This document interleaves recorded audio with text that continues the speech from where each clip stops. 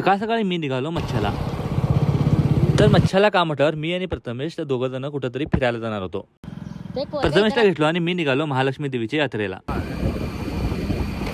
बाकनूर, बैलूर, मोरब, देवाची हट्टी या 4 गावाची ही यात्रा आहे.